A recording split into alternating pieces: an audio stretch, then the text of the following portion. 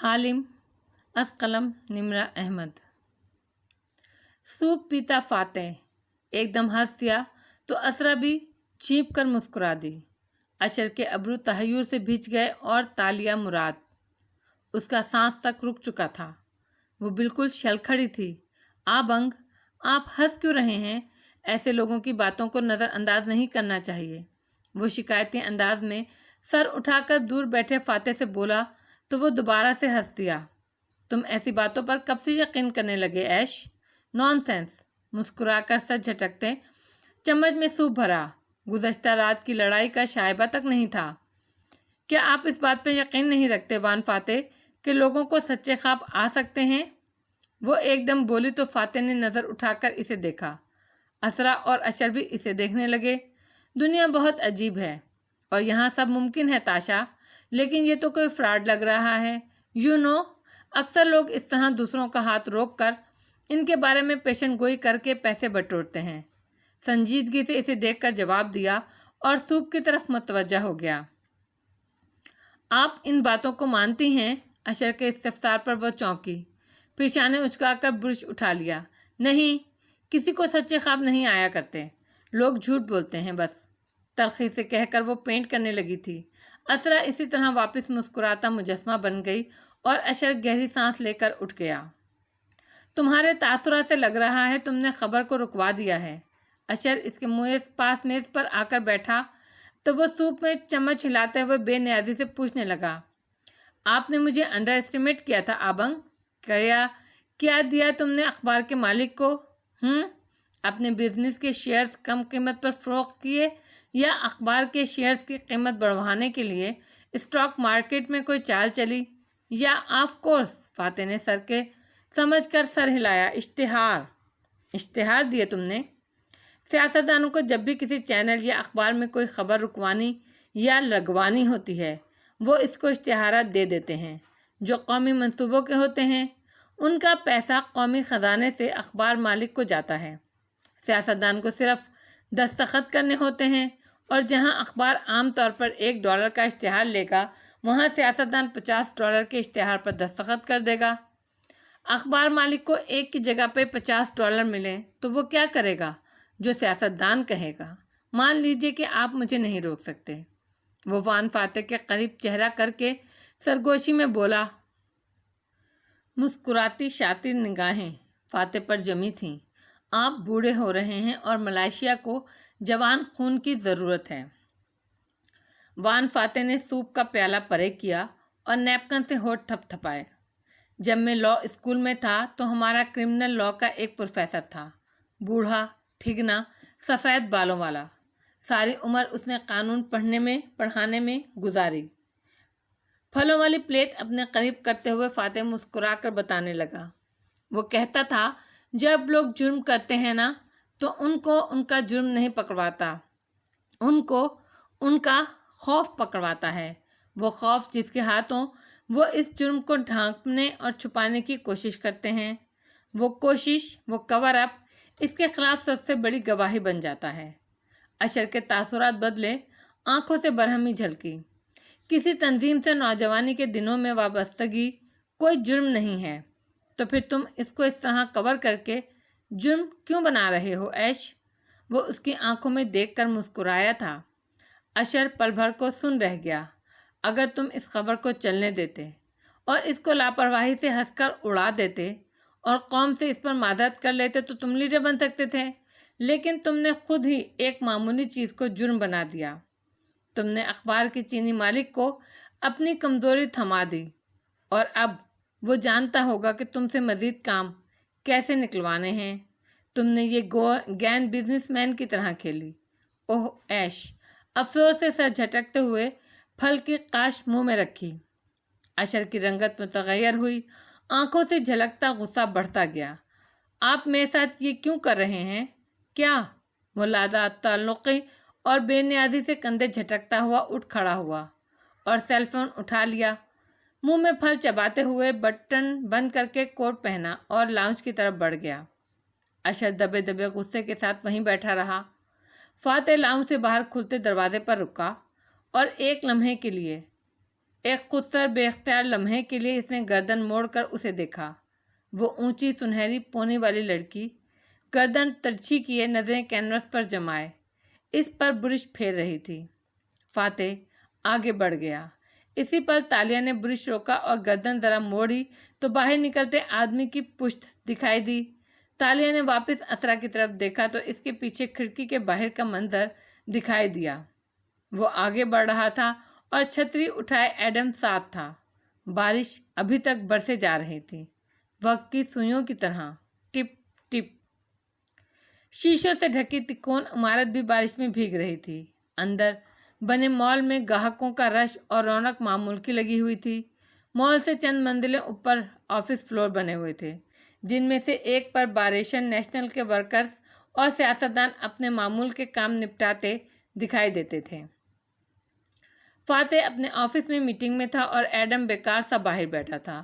صبح صبح تالیہ کی باتوں نے مزید الجھا دیا تھا، مگر اس وقت زیادہ بڑی کشمکش ماں کی طرف سے ڈالی گئی تھی۔ ماں نے عجیب مطالبہ سامنے رکھا تھا جس کو فاتح کے سامنے رکھتے ہوئے اس کو شرمندگی محسوس ہو رہی تھی۔ ایڈم، فاتح کا پولیٹیکل سیکریٹری، عثمان چوکھٹ پر نمودار ہوا تو وہ فوراً سیدھا کھڑا ہوا۔ جی سر، جاب کے آخری 3 دن رہ گئے تھے اور وہ عثمان سے کسی بھی قسم کی آفس پالیٹکس میں نہیں الجھنا چاہتا تھا۔ میں گھر جا رہا ہوں، والدہ کی طبیعت خراب ہے۔ اس نے بازو پر رین کوٹ فولڈ کر کے ڈالا ہوا تھا اور خلاف معمول نرمی سے بتا رہا تھا، مس فرا آئیں تو تم ان کو یہ لسٹ دے دینا، وہ اگلی میٹنگ سنبھال لیں گی۔ مجھے گھنٹہ لگ جائے گا۔ ٹھیک؟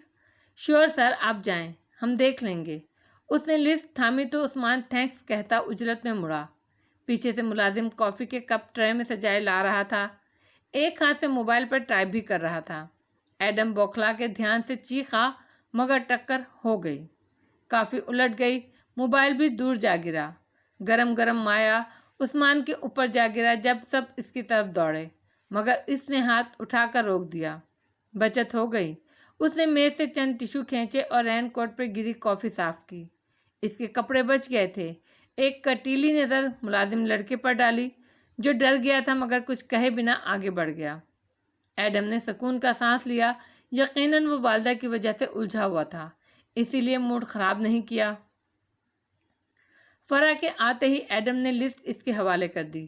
وان فاتح نے اگلے 2 گھنٹے کس کس سے ملنا ہے اور کس کی کیا خاطر کرنی ہے، سب اس پر درج تھا۔ سیاستدان کا ایک ایک منٹ ہفتہ پہلے سے پولیٹیکل سیکریٹری کی ڈائری میں جمع تفریق کے ساتھ درج ہوتا تھا۔ اگر کوئی مہمان فاتح کے پاس مقررہ وقت سے 5 منٹ بھی اوپر بیٹھ جائے تو سیکریٹری اندر آ کر وقت کا احساس دلاتا اور فاتح کو نشست برخاست کرنی ہوتی تھی۔ کبھی کبھی ایڈم سوچا کرتا، کون کس کے تابع ہے، سیاستدان سیکریٹری کے یا سیکریٹری سیاستدان کے؟ مس فرا کے بیٹھتے ہی اپنی ازلی مداخلت کی عادت سے وہ باز نہیں رہ سکا۔ سب کو چائے پیش کرنی ہے، مگر یہ 11 بجے والے مہمانوں کی اتنی خاطر مداری کیوں کرنی ہے؟ فرا عثمان جیسی نہیں تھی، اسکارف پہنے مستعد اور خوش اخلاق سی ملے لڑکی تھی۔ فوراً مسکرا کر سمجھداری سے بولی، کیونکہ ان لوگوں سے وان فاتح کو کام ہے اور جن سے ہم نے مطالبے منوانے ہوتے ہیں ان کی خاطرداری کی جاتی ہے تاکہ وہ خود کو اہم سمجھیں، مگر وان فاتح کو تو کسی کی ضرورت نہیں ہوتی، وہ تو ہر ایک سے بے نیاز ہوتے ہیں۔ کس دنیا میں رہتے ہو تم ایڈم؟ انہیں واقعی کسی کی ضرورت نہ ہوتی تو وہ روز اتنے لوگوں سے ملاقات نہ کرتے۔ وہ ظاہر نہیں کرتے مگر ہر سیاستدان کو لوگوں کی ضرورت ہوتی ہے، ان کی اپنی ذات کے لیے ضرورت نہ ہو تو بھی اپنے کاز کے لیے ہے۔ اور ایڈم چونک سا گیا، وان فاتح اتنے بڑے بڑے کام کروا سکتے ہیں لوگوں سے اور میں اتنا چھوٹا سا کام نہیں کہہ سکتا۔ میں چند منٹ کے لیے اشر صاحب کے پاس جا رہا ہوں مس فرا، مجھے ان سے کام ہے۔ وہی درست بندہ تھا۔ وہ فرح کو بتا کر باہر نکل آیا، بھاگ بھاگ کر لفٹ پکڑی اور نیچے آیا۔ برستی بارش میں ٹیکسی پہ سوار ہو گیا۔ کچھ دیر بعد وہ اشر کے کاروباری مرکز میں موجود تھا۔ وہ ایک اونچی عمارت تھی جس کا 18واں اور 19واں فلور اشر کے کاروباری ہیڈ کوارٹر کے طور پر استعمال ہوتا تھا۔ چند روز قبل وہ فاتح کے ساتھ یہاں آیا تھا، اس لیے داخلے میں کوئی مسئلہ نہیں ہوا۔ اشر کے آفس روم کے باہر لابی بنی تھی جہاں لوگ صوفوں پر بیٹھے تھے۔ سیکریٹری اپنا کام کر رہی تھی۔ وہ بھی کونے میں بیٹھ گیا۔ اشر کسی میٹنگ میں تھا، ایڈم کو انتظار کرنا تھا۔ سامنے میز پر اخبار میں فاتح کا انٹرویو چھپا پڑا تھا۔ وہ مسکرایا اور اخبار اٹھا لیا، مگر پھر آنکھ کے کنارے سے کوئی شے پکڑی، جیسے ذہن میں کوندا سا لپکا۔ ایڈم نے نظریں موڑی۔ سیکیٹری کے قریب کوٹ اسٹینڈ پر رین کوٹ لٹکا تھا، سفید رین کوٹ جس کے اوپر دھبے لگے ہوئے تھے۔ ایڈم سن رہ گیا۔ عثمان ادھر کیوں؟ اس کی تو ماں۔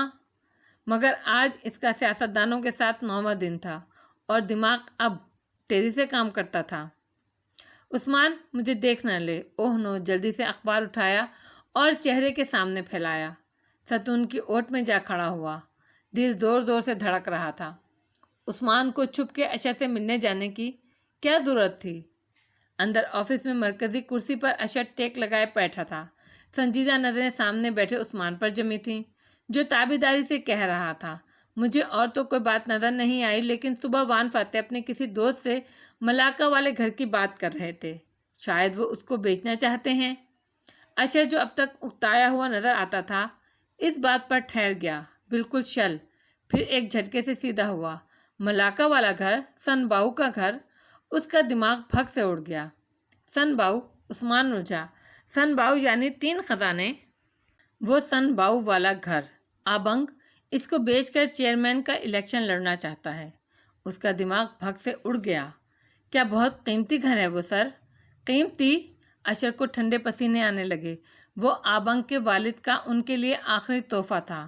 وہ گھر قدیم ہے، تاریخی ورثہ، صدیوں پہلے کسی چینی سفارتکار کی ملکیت تھا۔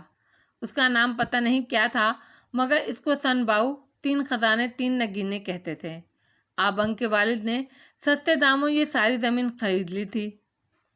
کچھ عرصے بعد کاکا کو معلوم ہوا کہ یہ سن باؤ کا ویئر ہاؤس ہے، جو وہ 600 سال پہلے استعمال کرتا تھا۔ کاکا نے اس کو احتیاط سے مرمت کرائی اور خوبصورت بنا دیا۔ تاریخی ورثے کی تصدیق بھی کروائی گئی۔ وہ گھر اگر نیلامی پر چڑھا دیا جائے تو تاریخی نوادرات کے دیوانے امیر لوگ اس کو کروڑوں بلکہ اربوں میں خریدیں گے۔ آبنگ کو پھر پیسے کی کبھی کمی نہیں ہوگی۔ اس نے پریشانی سے کہتے ہوئے ٹائی ڈھیلی کی، رنگت اڑ چکی تھی۔ وہ گھر فاتح کو عزیز تھا، اتنا عزیز کہ کبھی سوچا بھی نہیں تھا کہ وہ اس کو بھی بیچ سکتا ہے۔ میرے لیے کیا حکم ہے سر؟ اشر چند لمحے سوچتا رہا، پھر خود کو سنبھال کر بولا، تم وان فاتح کے ساتھ رہو، کسی سائے کی طرح۔ اس کی ہر حرکت کی خبر مجھے کرو۔ تمہیں ماہانہ اتنا پیسہ میں اس لیے دیتا ہوں کیونکہ تمہارا اصل باس میں ہوں۔ اب جاؤ۔ تحکم سے اسے جانے کا اشارہ کیا۔ موڈ خراب ہو گیا تھا۔ عثمان دروازے تک پہنچا کہ وہ بولا، رکو۔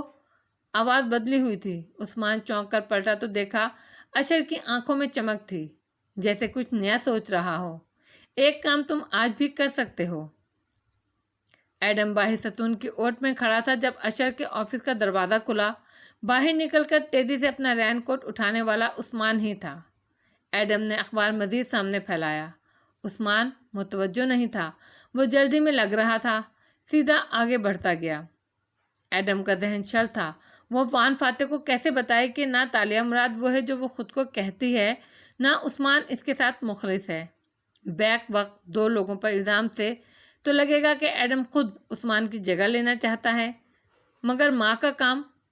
ایک نئی الجھن نے الجھنوں کے ہجوم سے سر نکالا تو وہ گہری سانس لے کر رہ گیا۔ پہلے اسے ماں کا کام کرنا تھا۔ کچھ دیر بعد اشر لفٹ میں سوار ہوا نیچے آ رہا تھا، مصروف، بے نیاز سا۔ لفٹ کے دروازے لابی پر جا کر کھلے تو وہ باہر نکلا، پھر یکایک رک گیا۔ سامنے سے بارش میں بھیگتا ایڈم آتا دکھائی دے رہا تھا۔ انداز سے لگتا تھا وہ ابھی ابھی عمارت میں داخل ہوا ہے۔ سر، ہانپتا کانپتا وہ اس کے پاس پہنچا تو اشر نے ابرو بھینچ کر ناگواری سے اسے دیکھا۔ کیا ایک چھتری تک نہیں ہے تمہارے پاس؟ جلدی میں تھا سر۔ عثمان صاحب کو اپنی والدہ کے پاس جانا پڑا۔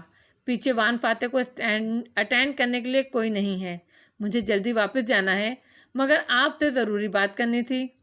گو کہ اشر کو پرواہ نہ تھی کہ عثمان کو کوئی دیکھ سکتا ہے، کیونکہ عثمان اپنی حفاظت کرنا جانتا تھا، مگر ایڈم کے انداز سے لگتا تھا وہ اپنی ہی دھن میں ہے، نا واقف، بے وقوف۔ اشر نے گھڑی دیکھی اور پھر جبرن رکتے ہوئے بولا، جلدی بولو۔ سر، میری والدہ کو نوکری چاہیے، کسی اچھے گھرانے میں ملازمہ رکھوا دیں ان کو، انہوں نے اصرار کیا ہے۔ عزت نفس پر پیر رکھ کر اس نے کہہ دیا۔ وہ صفائی ستھرائی گارڈنگ سب کام جانتی ہیں اور کھانا پکانا جانتی ہیں، خاصی چینی طرز کا کھانا۔ اشر تیزی سے بولا تو ایڈم رکا، پھر جھٹ سے بولا، ہر قسم کا کھانا بنا لیتی ہیں وہ، ملے، انڈین، چینی۔ میں نے ابھی شام کو گھر میں پارٹی رکھنے کا فیصلہ کیا ہے، صرف چند چینی دوست مدعو ہوں گے۔ اگر تمہاری ماں بہترین چینی کھانا بنا سکتی ہے تو اس کو میرے گھر لے جاؤ اور کچن اس کے حوالے کر دو۔ اگر مجھے کوئی شکایت نہ ملی تو میں اس کو کہیں شیف رکھوا دوں گا۔ پھر ہاتھ جھلا کر ہٹنے کا اشارہ کیا تو ایڈم ہکا بکا سا ہٹ گیا۔ شکریہ شکریہ سر، پیچھے سے بوکلا کر پکارا، مگر اشر اپنے گارڈز کے ساتھ آگے بڑھ گیا۔ ایڈم لابی میں اکیلا کھڑا رہ گیا۔ تھوڑی دیر پہلے مجھے اشر پر غصہ تھا کہ وہ فاتح کے ملازم سے خفیہ تعلق کیوں رکھے ہوئے ہے۔ لابی میں آتے جاتے سوٹیڈ بوٹیڈ امیروں لوگوں کو دیکھتے ہوئے وہ سوچنے لگا، مگر میں نے اپنا کام کہتے دیر نہیں لگائی، کیا میں بھی سیاست سیکھنے لگا ہوں؟ پھر سر جھٹکا۔ نوکری کے لیے سفارش کرانا بری بات نہیں، کوئی جھوٹ نہیں بولا، چوری نہیں کی، محنت مزدوری کر کے پیسہ کمانا چاہتے ہیں ہم۔ اگر یہی سیاست ہے تو بری چیز نہیں ہے یہ۔ حالم کا خوبصورت اور اونچا گھر اس دوپہر خاموش پڑا تھا۔ بارش رک چکی تھی اور لان کا گھاس پانی سے بوجھل تھا۔ تالیہ نے کار پورچ میں روکی اور خاموشی سے باہر نکلی۔ وہ بھیگی ہوئی لگ رہی تھی، شاید وہ اسرا کے گھر سے واپسی پر وہیں کار روک کر باہر نکل کر بارش میں کھڑی رہی تھی۔ سنہری بالوں سے موٹے موٹے پانی کے قطرے ٹپک رہے تھے۔ وہ ان میں انگلیاں چلاتی دروازے کی طرف آ رہی تھی۔ میں نے آج 2 چیزیں دریافت کیں، سنو گی تو داد دو گی۔ دروازہ کھلا تو سامنے لاؤنج کے صوفے پر پھیل کر بیٹھی بھاری بھرکم داتن دکھائی دی۔ سینے پہ پیالہ رکھے اس میں سے اخروٹ نکال نکال کر کھاتی بھی جا رہی تھی۔ پوچھو کون سی 2 چیزیں؟ تالیہ اندر آئی، دروازہ بند کیا، جوتے اتارے، ریک سے نرم چپل نکال کر پہنے، چہرہ جھکا ہوا اور خاموش تھا۔ داتن نے بے چینی سے چند لمحے انتظار کیا۔ چونکہ مشرقی لڑکی کی خاموشی کو ہاں تصور کیا جاتا ہے، اس لیے میں سمجھ گئی ہوں تم میری دریافت جاننے کے لیے بے چین ہو، سو تمہارے پوچھے بغیر ہی بتائے دیتی ہوں۔ تالیہ نے پرس اسٹینڈ پر لٹکایا اور کچن تک آئی، ایک الماری کا پٹ کھولا، اندر سے سفید تولیہ نکالا۔ جانتی ہو سمی کو کیسے معلوم ہوا کہ اشر محمود نے تمہاری تحقیقات کروائی ہیں؟ میں نے صرف سمی کے شناختی کارڈ نمبر سے اس کا ایڈریس معلوم کروایا تو پتہ چلا وہ اشر کے آفس میں کام کرتا ہے، یعنی ڈائریکٹ ریملی، اشر کا مینیجر۔ اس کے نیچے تالیہ نے کمر موڑی اور سر جھکا دیا، پھر گیلے بالوں کو تولیے میں لپیٹ کر سیدھی کھڑی ہوئی۔ سمی کا تعلق منی لانڈرنگ گروہ سے تھا اور وہ کئی سالوں سے اشر کے پاس ہی کام کر رہا ہے۔ عین ممکن ہے اشر بھی اسی کام میں ملوث ہو، منی لانڈرنگ کر کے ہی بنائی ہو اشر نے اور اس کے باپ نے اتنی جائیداد۔ اب دوسری دریافت کا پوچھو۔ تالیہ سر نواڑے بالوں کو تولیے سے رگڑ رہی تھی، خاموش، بالکل خاموش۔ ہاں، میں جانتی ہوں تم مزید جاننے کے لیے بے چین ہو، تجسس تمہارے اندر ابل رہا ہے، اسی لیے تمہیں انتظار کیوں کراؤں؟ اتنی ظالم تو نہیں ہوں میں، بتا دیتی ہوں۔ وہ مٹھی بھر اخروٹ پھانکتے ہوئے جلدی جلدی جوش سے بتانے لگی۔ تالیہ خاموشی سے بال خشک کرتی رہی۔ اس کویتی شیخ کا ملازم نوفل شیخ بن کر جب اسرا سے ملا تو اسرا یا فاتح تو نہیں جانتے تھے کہ اصل شیخ کی شکل کیا ہے، لیکن اشر تو ساتھ تھا۔ اس نے اسرا کو نہیں بتایا کہ یہ اصلی شیخ نہیں ہے، نہ جب تم نے ڈائننگ ہال میں شیخ کو کال ملائی تب اشر نے شیخ سے واقفیت ظاہر کی۔ لیکن یہ دیکھو، صوفے سے ایک کاغذ اٹھا کر لہرایا۔ اشر اور وہ شیخ جاسم ایک ہی گلف کلب کے ممبر رہے ہیں، اور ایسا ہو نہیں سکتا کبھی ملے نہ ہوں۔ لوگ گلف کھیلتے بھی تو اونچی دوستیوں کے لیے ہیں۔ میرا خیال ہے ان دونوں کی پرانی دوستی ہے، یعنی یہ اشر ہی ہے جس کے کہنے پر شیخ نے نقلی پینٹنگ اور اپنا ملازم دونوں اس کے حوالے کر دیے، یعنی یہ اشر ہے جو اسرا اور فاتح کو تباہ کرنا چاہتا ہے۔ تالیہ نے تولیہ زور سے کھینچ کر پرے اچھالا اور مڑ کر اسے دیکھا تو آنکھوں میں غصہ تھا۔ کون فاتح، کون اشر؟ لے آنا اور تالیہ کی بات کرو۔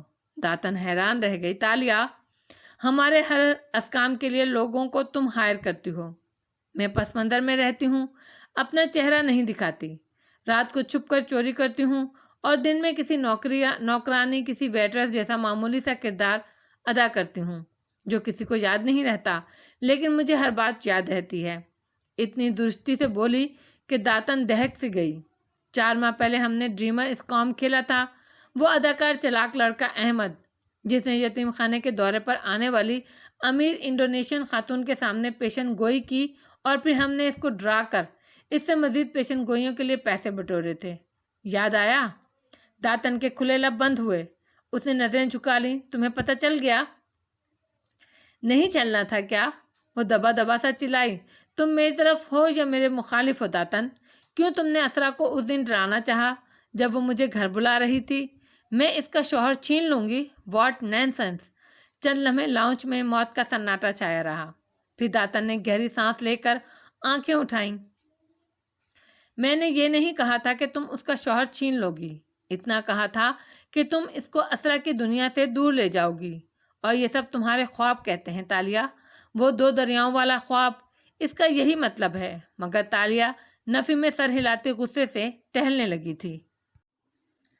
तुमने मेरी गर्दन के निशान की तस्वीर ली। तुम इस किताब को छुप छुप कर पढ़ती रही। मुझे सब पता चल रहा था, मगर मैं चुप रही। मेरी 2 आंखें मेरी गर्दन के पीछे भी होती हैं दातन, मगर मैं हर वक्त ज़बान नहीं चलाती, क्योंकि मुझे लगा तुम मेरी हिफाजत कर रही होगी। मैं तुम्हारी हिफाजत ही कर रही हूँ। तालिया ने सुलगती नज़रों से उसे देखा, मगर बोली कुछ नहीं। हो सकता है तुम मुझ पर यकीन ना करो तालिया, ये तुम्हारा हक है, लेकिन मैं जानती हूँ वो चाबी तुम्हें तबाह कर सकती है। वो मालूम है और तुम खफा होती हो तो हो, लेकिन मैं नहीं चाहती कि तुम इस ब्रेसलेट या सिक्के को चुराओ, क्योंकि मैं तुम्हें खोना नहीं चाहती। दातन की आंखें भीगने लगीं। वो खजाने की चाबी है दातन, वो मेरे बाप के खजाने की चाबी है। वो मेरी विरासत है, मेरे बाप का तरका है। वो सीने पर उंगली रखे दर्द से ऊंचा सा बोली। अब आवाज़ में गुस्सा कम और दुख ज़्यादा था, मगर दातन ने अफसोस से नफी में सर हिलाया। कोई ख़जाना नहीं है तालिया, इस अलविजन से निकल आओ। उस चाबी से तुम्हारी ज़िंदगी तबाह हो जाएगी। आंसू इसकी आंख से टपका और स्याह गाल पर लड़क गया। नहीं, मैं जानती हूँ ख़जाना है, ताशा का ख़जाना, मेरे बापा का ख़जाना।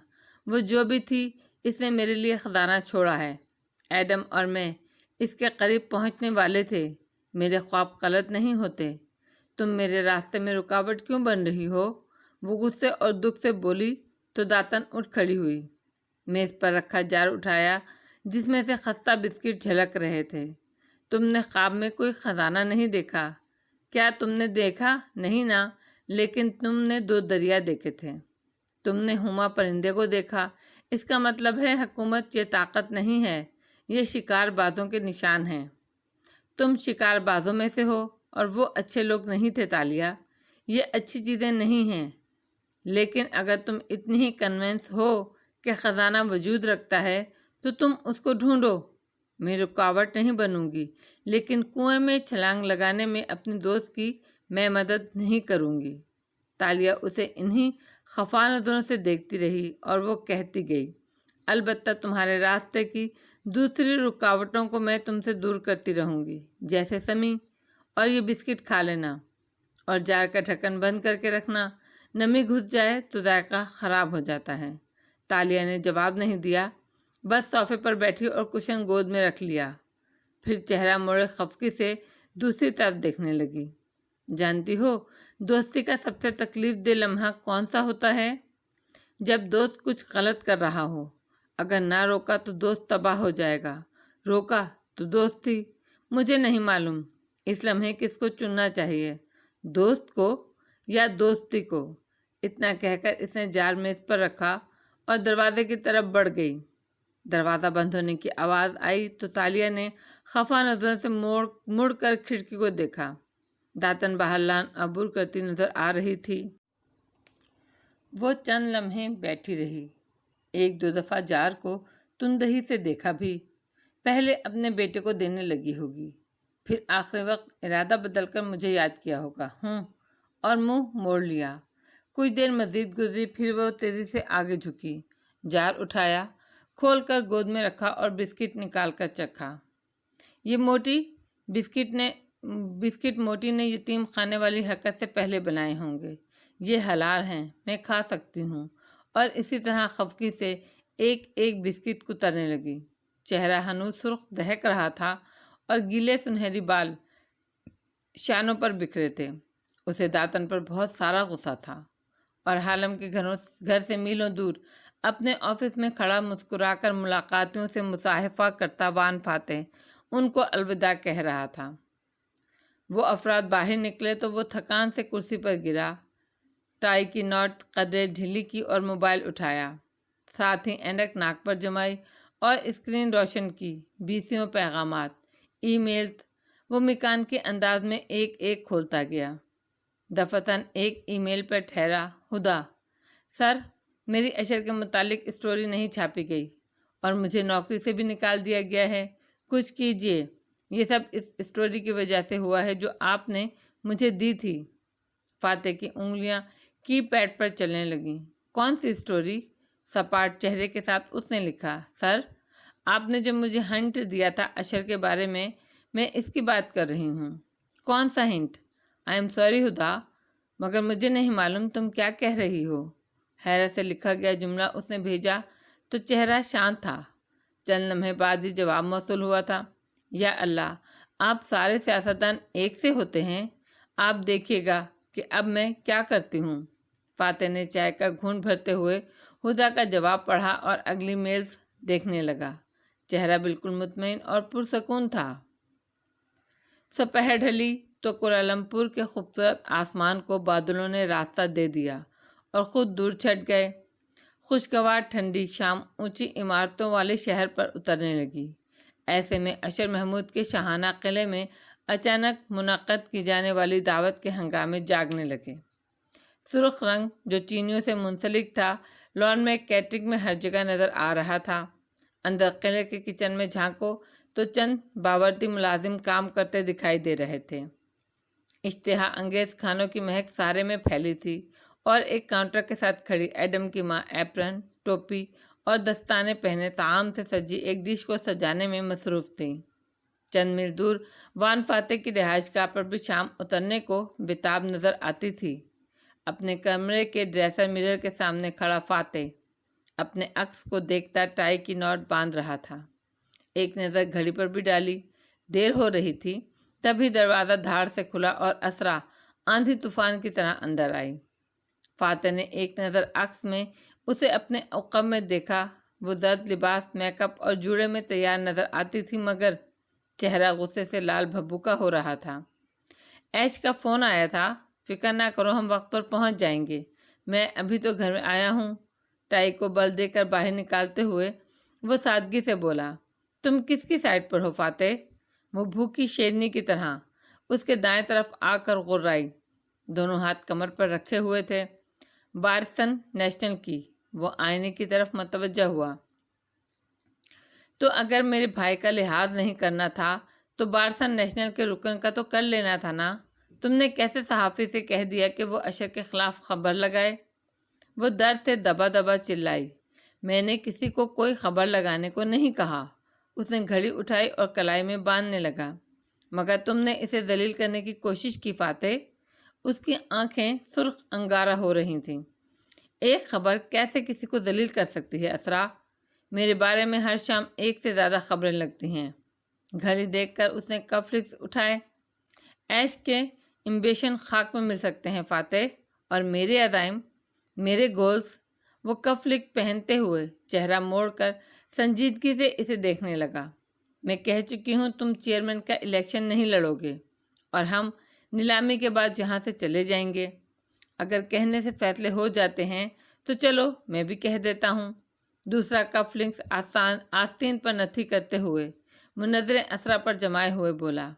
پچھلے 6 ماہ سے جو اشر کے دوستوں نے اس کا دماغ خراب کر کے اسے میرے خلاف اٹھنے پر مجبور کیا ہے نا، اور تب سے مجھے ہر طرف سے جو مالی خسارہ ہو رہا ہے نا، کبھی میرے شیئر ڈوب جاتے ہیں، کبھی مجھے مقدموں میں پھنسا کر خلاص کیا جاتا ہے، کبھی مال میری ہی دکانوں کو آگ لگ جاتی ہے۔ یہ مت سمجھو مجھے معلوم نہیں ہے کہ یہ کون کر رہا ہے۔ اگر میں اب تک خاموش تھا تو اس لیے کہ مجھے امید تھی اشر پلٹ آئے گا، لیکن وہ مجھے اس نہج پر لے آیا ہے کہ مجھے اس کو ایک پیغام دینا پڑا ہے۔ وہ یہ مت سمجھے کہ میرے پاس پیسے نہیں ہیں تو میں الیکشن کمپین نہیں چلا سکتا۔ میں کسی سے بھیک نہیں مانگوں گا، مگر میں الیکشن بھی لڑوں گا۔ فاتح کے پاس ہمیشہ پلان ہوتا ہے، اور تم آج آخری دفعہ سن لو۔ تمہیں نیلامی کرنی ہے اپنی آرٹ کلیکشن کی تو شوق سے کرو۔ امریکہ جانا ہے، میرے بچوں کو بھی لے کر جانا ہے تو تم جاؤ، میں ملائیشیا کو چھوڑ کر نہیں جاؤں گا۔ اب تمہیں کچھ اور کہنا ہے یا ہم پارٹی میں جا رہے ہیں؟ وہ جیسے چبا چبا کر سختی سے بولا تھا۔ اسرا محمود بالکل چپ ہو گئی۔ وان فاتح کو کبھی کبھار بہت شدید غصہ آتا تھا، اور ایسے وقت پہ اسرا کو لگتا وہ ہر ایک کو چھوڑ سکتا ہے، بے نیاز و سرد مہر۔ مجھے تمہارا جواب چاہیے اسرا، تمہیں میرے ساتھ رہنا ہے یا امریکہ جانا ہے؟ وہ اسی غراہٹ کے ساتھ پوچھ رہا تھا۔ چپتی ہوئی آنکھیں اسرا پر جمی تھیں۔ اسرا نے خود کو سنبھالا، چہرے کی سرخی قدرے طور پر کم ہوتی گئی۔ کیا تمہیں لگتا ہے مجھے تمہارے خوابوں کا احساس نہیں ہے؟ یہ میری بات کا جواب نہیں ہے اسرا۔ اور سیاسی بیوی نے گہری سانس لی اور اس کی کوہنی تھامی۔ اچھا ٹھیک ہے، غصہ مت کرو، ہم نہیں جائیں گے امریکہ۔ تم جو کرنا چاہتے ہو کرو۔ وہ ٹھنڈی پڑ گئی اور رسان سے اسے ٹھنڈا کرنے لگی۔ مگر مجھے نیلامی کرنے دو، نیلامی کے پیسوں سے تمہارے فنڈز کا انتظام ہو جائے گا۔ میں نے تمہاری ہر سیاسی مہم میں حصہ لیا ہے، ہمیشہ۔ اس دفعہ بس میں خوفزدہ ہوں فاتح، ورنہ مجھے تمہارے پیسوں کی ضرورت نہیں، تمہارے سپورٹ کی ضرورت ہے۔ بیوی کو معلوم ہوتا ہے شوہر کو ٹھنڈا کیسے کرنا ہے اور اسے کون کیسے کرنا ہے۔ فاتح ٹھنڈا پڑ گیا تھا، کف لنک ابھی تک اس کے ہاتھ میں تھا۔ اسرا نے نرمی سے وہ اس سے لیا تو اس نے مزاحمت نہیں کی۔ ایسا سوچنا بھی نہیں کہ میں کبھی تمہیں چھوڑ کر جا سکتی ہوں۔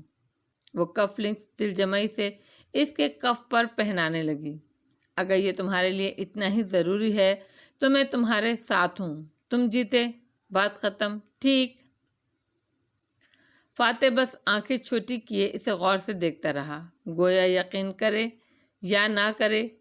پھر اس نے یقین کرنے کا فیصلہ کر لیا، ہلکا سا مسکرایا اور سر کو خم دیا۔ تھینک یو، میں کار میں تمہارا انتظار کر رہا ہوں۔ پھر کوٹ کو کاندھوں پر برابر کیا اور سیل فون اٹھا کر باہر کی طرف بڑھ گیا۔ دروازہ کھلا تھا۔ وہ اسے عبور کر کے لاؤنج میں آیا تو ایک دم ٹھٹکا، ماتھے پر بل پڑے۔ سامنے بڑے صوفے پر ٹانگ جمائے سنہری بالوں والی لڑکی بیٹھی تھی، سرخ چھوٹی آستینوں کے چینی طرز کی لمبی میکسی میں ملبوس۔ اس نے میک اپ کچھ ایسا کر رکھا تھا کہ شکل چینیوں کی طرح ہی لگ رہی تھی۔ ملے لوگوں کے نقوش بھی چینیوں سے ملتے ہیں، مگر رنگت گندمی مائل یا سانولی ہوتی ہے۔ تالیہ البتہ کافی گوری گلابی سی تھی۔ فاتح کو دیکھ کر وہ سادگی سے مسکرائی اور اٹھ کھڑی ہوئی، سر کو خم دیا۔ السلام علیکم۔ وعلیکم السلام، تم ادھر؟ وہ حیران ہوا اور اسے کچھ برا بھی لگا۔ مسز اسرا نے ایمرجنسی میں بلایا تھا، وہ کسی پارٹی میں مجھے ساتھ لے جانا چاہتی تھی۔ وہ اس کی ناگواری دیکھ کر ذرا پھیکی پڑی، پھر جبراً مسکرائی۔ وہ آگے بڑھ گیا تو وہ بے اختیار بول اٹھی، کیا آپ بھی اس پارٹی میں جا رہے ہیں؟ فوراً زبان دانتوں تلے دبائی۔ کیا صبح والی بے عزتی کافی نہیں تھی تالیہ؟ مگر یہ دل کیا کرے اور کیا نہ کرے۔ خیر، ظاہر ہے، وہ بے نیازی سے کہتا آگے بڑھ گیا۔ سی یو توانکو، پھر ملتے ہیں میرے محترم۔ لبوں سے بے اختیار پھسلا تھا، بنا کسی ارادے، کسی سازش، کسی سوچ، کسی مطلب کے۔ اس لفظ سے فاتح ٹھہرا، گردن موڑ کے اسے دیکھا۔ وہ سامنے سے آتی اسرا کی طرف بڑھ گئی تھی اور اب مسکرا کر اس سے مل رہی تھی۔ سنہرے بال چہرے کے ایک طرف ڈال رکھے تھے، کانوں سے سرخ آویزی لٹک رہے تھے۔ اسرا مسکراتے ہوئے اسے اشر کی پارٹی کا بتا رہی تھی، جس پر اشر نے اسے خاص الخاص مدعو کیا تھا۔ فاتح یوں ہی اسے دیکھے گیا۔ توانکو، وہ لفظ اتنی محبت اور عقیدت لیے ہوئے تھا کہ اس کی بازگشت لمحے بھر کو سارے گھر میں پھیل گئی۔ توانکو یعنی میرے آقا، میرے لارڈ۔ بس ایک لمحے کے لیے فاتح نے اسے ذہن میں دہرایا اور پھر سر جھٹک کر آگے بڑھ گیا۔ توانکو ایک قابل احترام ٹرم ہے جو ملے اللہ کے لیے بھی استعمال کرتے ہیں اور کسی محترم کے لیے بھی، جیسے میرے مالک، میرے آقا کہنا وغیرہ۔ ایڈم۔ باہر نکلتے ہی فاتح نے برے موڈ کے ساتھ ایڈم کو پکارا، تم میری کار چلاؤ، ہم پہلے جائیں گے، بیگم صاحبہ اپنے مہمان کے ساتھ دوسری کار میں آئیں گی۔ اس کا موڈ خراب ہو گیا تھا، وہ اتنی بری کیوں لگتی تھی اسے؟ ایڈم نے جھٹ چابی تھام لی۔ راستے میں فاتح خفگی سے باہر دیکھتا رہا۔ وہ ہمیشہ سنبھلا ہوا اور پرسکون رہتا تھا سوائے جب اسے بہت زور کا غصہ آتا۔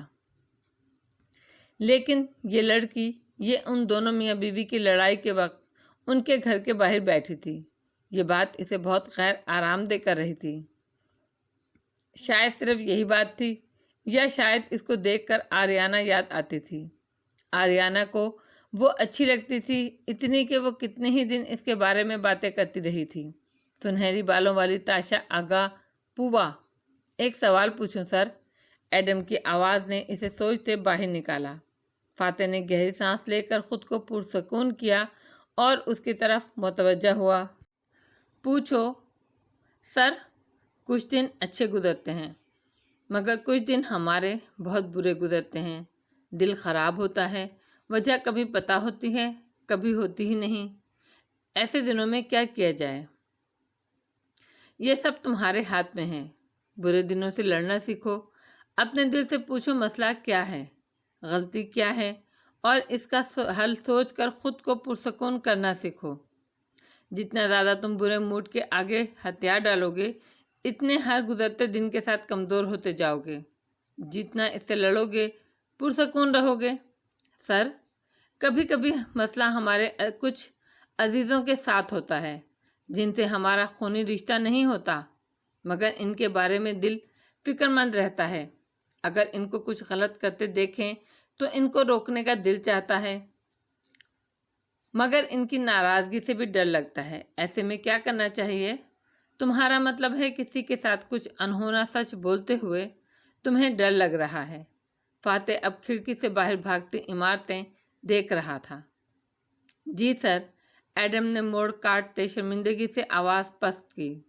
تمہیں معلوم ہے ایڈم، 1400 سال پہلے عرب میں ہمارے رسول صلی اللہ علیہ وآلہ وسلم کو اللہ تعالیٰ نے نبوت سے نوازا تھا۔ غار ہرا میں فرشتہ ان کے پاس حق لایا تھا۔ جب وہ گھر واپس آئے تو خدیجہ رضی اللہ تعالیٰ عنہ نے ان کی بات پر منوون اعتبار کیا۔ بات کتنی ہی انہونی کیوں نہ ہو، انہوں نے وہ کیا جو ایک اچھا دوست، ایک اچھا ساتھی کرتا ہے۔ اپنے پارٹنر کو کمفرٹ کیا، ہمت بندھائی، ان کو کہا آپ کو اللہ کبھی ذلیل و رسوا نہیں کرے گا کیونکہ آپ غریبوں کی مدد کرتے ہیں، مصائب میں گھرے لوگوں کا سہارا بنتے ہیں۔ مشکل وقت میں اپنے ساتھی کو امید دکھائی، ان کی اچھائیاں ان کو یاد دلائیں اور ان کی بات پہ یقین کیا۔ جانتے ہو کیوں؟ کیونکہ خدیجہ رضی اللہ تعالیٰ عنہا محمد صلی اللہ علیہ وآلہ وسلم کو اتنے اچھے طریقے سے جانتی تھیں کہ ان کو معلوم تھا جو وہ کہہ رہے ہیں سچ کہہ رہے ہیں، کیونکہ رسول اللہ عام معاملات میں بھی سچ بولتے تھے۔ اگر تم چاہتے ہو کہ لوگ تمہاری ہر خاص بات کا اعتبار کریں تو تم عام باتوں میں بھی سچے بنا کرو۔ اور اگر اس کا وقت نہ ہو، اگر مجھے اپنے اس عزیز کو بیک ویو مرر میں فاتح کا چہرہ دیکھا جو بے نیاز سا باہر دیکھ رہا تھا، ابھی آج ہی کسی شے سے آگاہ کرنا ہو تو میں کیا کروں؟ تمہیں سچ اور حق کا فرق معلوم ہے ایڈم؟ وہ جواباً سوال پوچھ رہا تھا۔ سچ تو برہنہ تلوار ہے جو سامنے آئے گا کاٹ ڈالے گی، مگر حق وہ سچ ہوتا ہے جو درست طریقے سے درست وقت پر درست جگہ بولا جائے۔ ذرا ٹھہر کے وہ باہر دیکھتے ہوئے مسکرایا۔ تمہیں معلوم ہے رسول اللہ سے زیادہ سچا کوئی نہیں تھا، مگر وہ بلنٹ نہیں کرتے تھے، کسی کا دل نہیں دکھاتے تھے، لوگوں کے منہ پر ان کے لباس، گھر اور جسمانی اعضاء کے عیوب نہیں بیان کرتے تھے۔ انس رضی اللہ تعالیٰ عنہ بچے تھے جب رسول اللہ کی خدمت میں گئے۔ 10 سال ان کے ساتھ رہے۔ وہ کہتے ہیں آج تک رسول اللہ نے ان کو نہیں ٹوکا کہ یہ کیوں کیا اور یہ کیوں نہیں کیا۔ ہم لوگ ایسا نہیں کرتے، خود میں ایسے نہیں کر پاتا، بول دیتا ہوں، بعد میں سوچتا ہوں سامنے والے کا دل دکھا ہوگا، مگر بہرحال تم نے پوچھا ہے تو تمہیں درست بات بتاؤں گا۔ سچ کی جگہ حق کہنا سیکھو، یعنی صحیح طریقے سے صحیح وقت پر سچ بولنا سیکھو، اور یہ تم تبھی سیکھو گے جب تم خود سے سچے ہوگے۔ خود سے سچے کا مطلب سر، وہ انہماک سے سنتا ڈرائیو کر رہا تھا۔ کبھی اپنی کسی بری عادت سے جنگ کی ہے تم نے؟ بہت سے لوگوں کو بہت سی بری عادتیں ہوتی ہیں، ڈرگز، خواتین، جوا، یا کم سے کم انٹرنیٹ پر غلط اشیاء دیکھنا۔ لوگ ان کے ساتھ خود سے جھوٹ بول کر لڑتے ہیں، اب میں یہ نہیں کروں گا کہہ کر چند دن ان کو دبا لیتے ہیں، پھر وہی کام کر بیٹھتے ہیں، پھر گلٹ، توبہ، پھر وہی کام، یوں یہ ایک گھناؤنا سا سائیکل چلتا رہتا ہے۔ مگر بری عادتوں کو اس طرح تو چھوڑا نہیں جاتا ہے سر۔ خود سے عہد کر کے میں یہ کام نہیں کروں گا۔ وہ حیران ہوا۔ ایڈم، بری عادت بیماری نہیں ہوتی، بیماری کی ایک علامت ہوتی ہے جو ظاہر ہوتی ہے۔ اگر کسی کو چکن پاکس نکل آئے تو وہ دانوں پر کریم لگانے سے نہیں جاتے، دانے تو ایک علامت ہیں، اس کو دوا لینی پڑے گی جو جسم کے اندر جا کر اصل مسئلے کو ختم کرے گی۔ کیسز کو ٹریٹ کرنا ہوتا ہے، علامتوں کو نہیں، مگر اس کے لیے خود سے سچ بولنا پڑتا ہے۔ وہ کیسے؟ اپنے آپ سے پوچھنا ہوتا ہے کہ اگر میں یہ کرتا ہوں تو کیوں کرتا ہوں؟ میں کس چیز کی کمی اس چیز میں ڈھونڈ رہا ہوں؟ بری عادت بار بار واپس آئے گی جب تک تم خود سے سچے نہیں ہو جاؤ گے۔ بیماری کی وجہ کا علاج نہیں کرو گے۔ جب تم اپنے آپ سے سچے ہوگے تو دوسروں کے بارے میں تمہاری رائے بھی سچی ہوگی، کیونکہ ضروری نہیں ہے جو تم دیکھ رہے ہو وہ سچ بھی ہو۔ یعنی ہمیں ایک دم سے مداخلت کرنے کے بجائے پہلے تصدیق کرنی چاہیے، پھر انصاف کی بنیاد پر فیصلہ کر کر درست طریقے سے بات پہنچانی چاہیے، کیونکہ ہو سکتا ہے ہم میں مداخلت کی عادت کچھ زیادہ ہو۔ اس نے گویا اعتراف کیا۔ فاتح نے جواب نہیں دیا۔ وہ ہر بات کا جواب نہیں دیا کرتا تھا، وہ بس کھڑکی سے باہر دیکھنے لگا۔ وہاں سڑک کے پار اونچی آسمان کو چھوتی عمارتیں دکھائی دے رہی تھیں۔ یکایک ان عمارتوں کی رنگت پلاہٹ بھری ہو گئی اور ارد گرد ماحول زرد ہو گیا۔ وان فاتح نے گردن موڑی تو کار کو ایک بوڑھا ڈرائیور چلا رہا تھا اور فرنٹ سیٹ پر قدرے نوجوان سا اشر بیٹھا تھا۔ 6 سال پہلے کا ماحول۔ پیچھے وان فاتح کے بائیں ہاتھ ایک لمبے بالوں والی لڑکی بیٹھی تھی۔ وہ گردن سیدھی رکھے سنجیدگی سے سامنے دیکھ رہی تھی۔ عمر کم تھی مگر ذہانت اور تمکنت ہر انداز سے جھلکتی تھی۔ آبنگ، آپ کو 11 بجے فنڈ ریز میں جانا ہے، مگر میں چاہتا ہوں آپ وہاں سے آدھے گھنٹے میں فارغ ہو جائیں، کیونکہ پھر میں نے آپ سے ملاقات کے لیے چند انڈسٹریلسٹ کو وقت دے رکھا ہے۔ وہ اپنی ڈیجیٹل ڈائری دیکھ کر کہہ رہا تھا، اور اگلے الیکشن سے پہلے آپ کو بار بار ان سے ملنا پڑے گا۔ شیور۔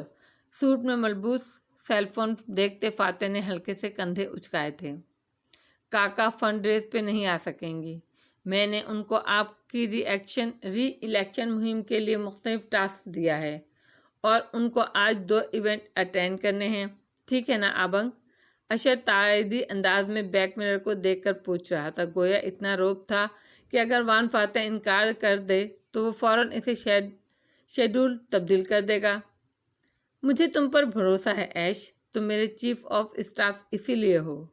اشر مسکرایا، پھر بیک ویو مرر کو ہاتھ سے تیچھا کیا تو اس میں سنجیدہ مگر بور سی ہوئی بیٹھی آریانہ دکھائی دی۔ آریانہ، اتنی بری شکل کیوں بنا رکھی ہے؟ تمہیں تو خوش ہونا چاہیے، تمہارے ڈیڈ ہر گزرتے دن وزیر اعظم بننے کے قریب ہوتے جا رہے ہیں۔ آریانہ نے بھویں بھینچ کر پہلے اسے دیکھا اور پھر چہرہ موڑ کر باپ کو۔ کسی کو بھی یاد ہے کہ کل کون سا دن ہے؟ فاتح کی سیل پر جمی نظریں چونک کر اٹھیں۔ چونکنے انداز میں آریانہ کو دیکھا۔ تمہاری برتھ ڈے تو دسمبر میں ہوتی ہے نا؟ ذہن نے فوراً ہی جمع تفریق کی، اور جولیانا اور سکندر کی سالگرہیں بھی دور ہیں۔ ایش نے بیک ویو مرر میں دیکھتے ہوئے حیرت ظاہر کی۔ آریانہ ہنوز خفگی سے باپ کو دیکھ رہی تھی۔ ڈیڈ، کل آپ کی برتھ ڈے ہے۔ اوہ! جہاں فاتح کے ہونٹ ٹکڑے وہیں اشر کی آنکھوں میں اچنبھا ابھرا۔ ابنگ کا برتھ ڈے تو اپریل میں ہوتا ہے۔ نہیں، آریانہ ٹھیک کہہ رہی ہے۔ بچپن سے پیپرز میں غلطی رہ گئی اور اس کو بدلوانا بڑا مسئلہ تھا۔ جو سالگرہ سیاسی طور پر میں مناتا ہوں وہ واقعی میری درست سالگرہ نہیں ہے۔ پھر مسکرا کر بیٹی کو دیکھا، اور صرف آریانہ کو میری اصل سالگرہ یاد رہتی ہے۔ آریانہ نے اسی سنجیدگی سے ہتھیلی پھیلا دی۔ میرا گفٹ ڈیڈ۔ فاتح کے ابرو بے اختیار اٹھے۔ اصولاً تمہیں مجھے گفٹ دینا چاہیے۔ نہیں، مگر میرا تو کوئی سورس آف انکم ہی نہیں ہے ڈیڈ، معصومیت سے کہہ کر وہ آگے بڑھی اور فاتح کے کوٹ کی جیب میں ہاتھ ڈالا۔ اس نے مزاحمت نہیں کی، اسے اپنا بٹوا نکالنے دیا۔ آریانہ نے اس میں سے کریڈٹ کارڈ نکال کر لہرایا۔ میں آج اس سے اپنے اور آپ کے لیے گفٹ لوں گی، اور آپ کو کل مجھے وہیں واپس لے جانا ہوگا جہاں گفٹ ہوگا۔ دھونس سے بولی۔ اور کیا ہے تمہارا گفٹ؟ اس نے والیٹ واپس جیب میں ڈالتے ہوئے دلچسپی سے پوچھا تو آریانہ پہلی دفعہ مسکرائی اور پراسرار انداز میں بولی، تاشا آگاپووا۔ تاشا آگاپووا؟ فاتح نے اچنبھے سے دہرایا۔ وہ کون ہے؟ کون نہیں ڈیڈ، یہ پوچھیں کہ کیا ہے؟ کار کی رفتار سست ہوئی تو وہ چونکا۔ منظر بدلا۔ 6 سال گزر چکے تھے اور وہ ایڈم کے ساتھ کار میں تھا۔ اشر کا گھر آ چکا تھا جہاں پارٹی شروع ہو چکی تھی۔ سر جھٹک کر اس نے تمام خیالات کو ذہن سے جھٹکا اور چہرے پر مخصوص مسکراہٹ طاری کر لی جس کے ساتھ اسے اب نیچے مہمانوں سے ملنا تھا۔ سیاستدان کا مسکراتا چہرہ، بزنس فیس۔ شام گہری ہو رہی تھی اور قلعہ روشنیوں سے جگمگا رہا تھا۔ لان میں مختلف قسم کے لوگ سرخ، سفید یا سیاہ لباس میں خوش کپیوں میں مصروف ٹہل رہے تھے۔ موسیقی بج رہی تھی۔ سو یہ پارٹی ہے کس کے اعزاز میں؟ روش پر چلتی تالیہ اسرا سے باتیں کرتے ہوئے خوشگوار انداز میں دائیں بائیں دیکھ رہی تھی۔ چونکہ وہ اسرا محمود کے ساتھ کار سے اتری تھی تو بہت سی نظریں اس کی طرف اٹھی تھیں۔ معلوم نہیں، اب مجھے سیاستی دعوتوں کے مقاصد میں کوئی دلچسپی نہیں رہی، اشرا نے ذرا شانے اچکا کر بولا تو تالیہ نے ایک گہری نظر اس پر ڈالی۔ وہ بھرپور تیار اور کافی خوبصورت لگ رہی تھی مگر ذرا اکتائی ہوئی۔ نظریں کسی کو تلاش کر رہی تھیں۔ ایک زمانے میں آپ سیاسی طور پر بہت ایکٹیو تھیں۔ لوگ کہتے تھے وان فاتح کو اس کی بیوی کی سپورٹ نے وان فاتح بنایا ہے۔ تب آریانہ ہمارے پاس تھی۔ پھر اس نے گہری سانس لی اور ایک بے تاثر نگاہ تالیہ پر ڈالی۔ تم خود کو کمفرٹیبل کر لو، میں ایش سے مل کر آتی ہوں۔ اور تالیہ کا جواب سنے بغیر آگے بڑھ گئی۔ تالیہ نے نظریں گھما کر اعتراف میں دیکھا۔ سرخ لباس پہنے، کلچ اٹھائے، وہ کسی خالی دماغ والی امیر حسینہ جیسی لگ رہی تھی، مگر اس کی تیز آنکھیں دائیں سے بائیں سارے لان کا جائزہ لے رہی تھی، جیسے ہر پارٹی پر مارک جس آدمی نے کچھ چرانا ہو۔ مارک کے گھر کو وہ کیس کیا کرتی تھی۔ وہ عموماً ان جگہوں پر اس نیت سے جایا کرتی تھی اور عادتاً آج بھی وہی کر رہی تھی، حالانکہ اسے کچھ نہیں چرانا تھا۔ سیکیورٹی کے کتنے افراد ہیں، کیمرے کہاں لگے ہیں، ہنگامی صورتحال میں بھاگنے کا پہلا راستہ کون سا ہوگا؟ وہ عقابی نظروں سے جائزہ لیتی آگے بڑھتی گئی۔ ایک جگہ سامنے فاتح کھڑا تھا، 3 لوگوں کے گروہ میں، ہاتھ میں گلاس اٹھائے وہ مسکرا کر بے فکری سے کسی بات پر تبصرہ کر رہا تھا۔ بولتے ہوئے چہرہ دوسرے آدمی کی طرف موڑا تو اس کے کاندھے کے پیچھے تالیہ کھڑی دکھائی دی۔ فاتح نے اسے نظر انداز کر کے بات جاری رکھی۔ تالیہ بھی شاید وہاں سے ہٹ جاتی مگر وان فاتح پر جمی نظروں کے سامنے ایک دم سفیدی چھانے لگی، اتنی چمکدار سفیدی کہ وہ ٹھہر گئی، ساری آوازیں بند ہو گئیں۔ ایک خواب سا منظر ابھرا، لکڑی کی سلاخوں والا بڑا سا پنجرا جسے چند لوگ اٹھا کر لے جا رہے ہیں کسی جنگل میں درختوں کے درمیان۔ پنجرے کے دروازے پر تالے پڑے ہیں اور اندر وہ اکڑوں بیٹھی ہے، سنہری روکھے بال اور چہرے پر مٹی، تھوڑی گھٹنوں پر رکھے اور خاموش سپاٹ نگاہیں فاتح پر جمی ہیں جو پنجرے کے دوسرے کونے میں بیٹھا ہے، اسی طرح اکڑوں مگر چہرہ زخمی لگتا ہے۔ تاشا، میرے ساتھ رہو، وہ اسے دیکھ کر آہستہ سے کہتا ہے، مجھے تمہاری ضرورت ہے اور تمہیں میری۔ میں آپ کے ساتھ ہوں توانکو، وہ بولی تو آواز پھٹی پھٹی سی تھی۔ سفیدی مزید چھاتی گئی، اتنی کہ منظر غائب ہونے لگا۔ تالیہ نے چونک کر پلکیں جھپکیں تو پارٹی کا لان دکھائی دینے لگا۔ فاتح کے ساتھ والے افراد بکھر گئے تھے یا کیا؟ وہ واپس آئی تو دیکھا وہ گلاس لیے اس کے سامنے کھڑا ہے اور غور سے اسے دیکھ رہا ہے۔ پارٹی کا شور پھر سے کانوں میں سنائی دینے لگا اور وہ مکمل طور پر جاگ گئی۔ زبردستی مسکرائی اور سر کو خم دیا۔ توانکو، تم کیا دیکھ رہی تھی؟ پوچھتے ہوئے فاتح نے گردن موڑ کر اپنے پیچھے دیکھا اور پھر دوبارہ اسے۔ وہ کچھ کہہ نہ سکی۔ صبح والی توہین بھول گئی۔ اس کا سحر اتنا تھا کہ الفاظ گڑمٹ ہونے لگے۔ یوں ہی پارٹی کو دیکھ رہی تھی۔ اچھا؟ وہ پتلیاں آنکھوں کی پتلیاں سکیڑ کر سوچتی نظروں سے اس پر گویا اسے پرکھ رہا تھا۔ مجھے لگا تم کچھ اور دیکھ رہی ہو، کچھ غیر ماروائی جو ہم نہیں دیکھ سکتے، جیسے کسی دوسری دنیا میں جھانکنا۔ کیا کوئی دوسری دنیا وجود رکھتی ہے توانکو؟ وہ اس کی آنکھوں پر سے نظریں ہٹا نہیں پا رہی تھی۔ وہ ہلکا سا مسکرایا۔ مجھے اس دنیا کی زیادہ فکر ہے۔ ہم نے اس کے لیے بہت کچھ کرنا ہے۔